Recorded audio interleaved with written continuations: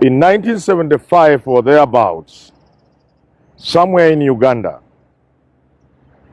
General Yakubu Gowon, then President of Nigeria, was informed that his government had been taken over. Still in Uganda, earlier in 1971, if I'm not wrong, General Idi Amin Dada grabbed power when President Milton Apollo Obote was somewhere in Singapore, something like that, attending some summits. You know, African leaders with summits. They are either in some capital or the other, attending one meeting or the other, moving from one conference to the other. They live in the skies. So Milton Obote was away when Amin took over power. You can go on and on. Muammar Gaddafi took power in Tripoli when King Idris was away on a health retreat. Near home again in Burundi, somewhere in 1987, I think. The military grabbed power when the president was out, somewhere in Canada, I think. What am I trying to say? Many people who grab power have the tendency to do so when the owners of the power are away. Even in the Roman history, that would happen. Many kings will be overthrown or chased out of the kingdom, or out of the palace, when they were away or indisposed. No wonder then that a lot of Kenyans were angry, disappointed, surprised when William Samoei Ruto, our loved, hardworking, intelligent deputy president, appeared to stage what looked like a coup when he did all but invade the Jubilee Party headquarters. And from what was said by close people to him during that occasion, like referring to the invasion as not a coup, this left people in no doubt that what was going on was akin not just to a coup, but a coup when their party leader was out of the country. It was indeed sad. And therefore this morning, I want to address myself to the top leadership of this country. I want to address myself to President Uhuru Kenyatta and to his deputy, William Samoei Ruto. I want to inform them that the country has had enough of this drama. Something must be done. To President Uhuru Kenyatta, take charge. You are the President of the Republic of Kenya. Take charge. Put your house in order. Call your troops to order, President Uhuru Kenyatta. Tell your deputy president that you, Uhuru Muigai Kenyatta, ate the Bible and promised to lead this country. That he, William Samoei Ruto, your friend William, as you call him, is the deputy president and not the president of this country. You owe it to the people of this country, President Uhuru Kenyatta, to show leadership. Normally, I've talked about kingdoms. When the king is visibly ailing, many bad things happen in the kingdom. Mr. President, when the president is nearing the end of his term, when the lame dark president sets in, lots of things happen in a country. Do not allow this country to feel there is a gap in leadership. Do not allow that, especially with only 2 years to go. Don't allow it. I'm not saying you crush anybody, but I'm just saying President Uhuru Muigai Kenyatta Show leadership. Take charge of the country. I know something about you that many Kenyans may not know. I know you are a tough man. I know you are lethal. But I also know you are letting William do what he's doing as you observe him, so that you may come with a killer punch. Mr. President, there is something called timing. Psychologist Sigmund Freud tells us, all of us have a child in us. All of us, however old we are. And we are always, at all times in our lives, in different settings and situations, we are always looking for a father figure.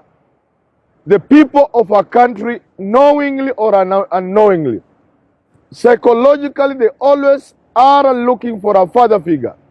It is a psychological thing in human beings. People, when they look, they must see the president. Don't allow Kenyans to look up and then they don't see the president. To William Samoei Ruto, stop the drama. Stop the drama. You are the Deputy President of the Republic of Kenya. Being Deputy President means you are just next to the President. God forbid, Trump is said to be ailing or something like that, coronavirus. When you look at Mike Pence, you see a president. My advice to William Samoei Ruto is that when people look at deputy president, they must see a replacement of the president in the event something bad happened. You are not presenting that image. The image of a deputy president being wheeled around in a wheelbarrow and dancing is not of a presidential material. My free advice this morning to William Samoei Ruto is, please, you aspire to be president of this country, of this great nation. You must look presidential. What you are doing is childish, honestly. I'm sorry to use that word. The things you are now engaged in. And I'll remind us, and you particularly, William Samoei Ruto, when we were young children in school, there was always that person in class who everybody went to when they had a problem. They will give you their pencil. If you lost your pencil, they will even cut their pencil into two and give you one. They were generous. If somebody was bullying you, they'll come and protect you. They will help you with the issues you had. But they were just psychological leaders. When time came for us to look for a leader, somehow, and you'll agree with me, people looked for a leader. People are still old school. They look for somebody who looks like a leader. Old school. We are still in old school. We look for somebody who looks presidential, who looks like a leader. But if you engage in childish games, in drama, those things will not take you to State House. In fact, there are many people who supported you who are beginning to have second thoughts. They look at the person, the image you are presenting. Those in marketing will tell you imaging is everything. Image. The image you present is not one of a president. This is my free advice to you. A lot of your friends are my friends. And sometimes they don't listen to me when I say. But if they are honest with themselves, a lot of the things I said have come to pass. And I'm saying you lose your followers by engaging in childish drama. Look presidential. Do presidential things. Appear presidential. Don't allow boys to drag you in a wheelbarrow to look popular. And don't overgive. People will soon associate you with giving. There was a man in Karatina, Nyeri. He stood for elections.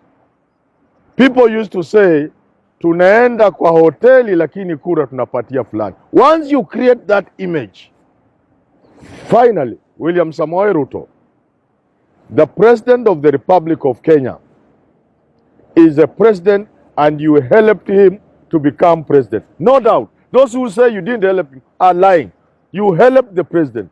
I saw how hard you campaigned, how much you did, and nobody can deny that. Nobody can remove that from you. But the truth, however, is that He is the president. He must be respected. You are failing to respect the president. You are creating drama by not appearing at the KICC, leaving that seat open. That seat there, cameras focusing on it, trying to show a point, trying to sulk. You are invading Jubilee, and you are allowing your lieutenants, some small boys, say all manner of things about the president and about other leaders. That is going to be your undoing. Call your troops to order. Just like I urge President Uhuru Kenyatta to put his house in order, to tell William Samoei Ruto, even in public, I am the president of this country. Wait until you become the president, if you will become the president. In the meantime, this is how we shall work in this country, with me as the president, with you as my deputy. If you don't want that, get out. And to you, William Ruto, look like a president. Be the president you would want to be, and be the deputy president you will want your deputy president to be in future. You do not create drama around power, because some of these games, like I've said before, can prove dangerous. I hear when you are in Jubilee headquarters, others who are at Serena assembling their troops. Look at how ugly it would have become if we were to believe Tuju. That is not good. Show leadership, the two of you. Uhuru Kenyatta, put your foot down. Show you are the president. Be the president. I know who you are. I know you are hiding yourself. Come out and be yourself.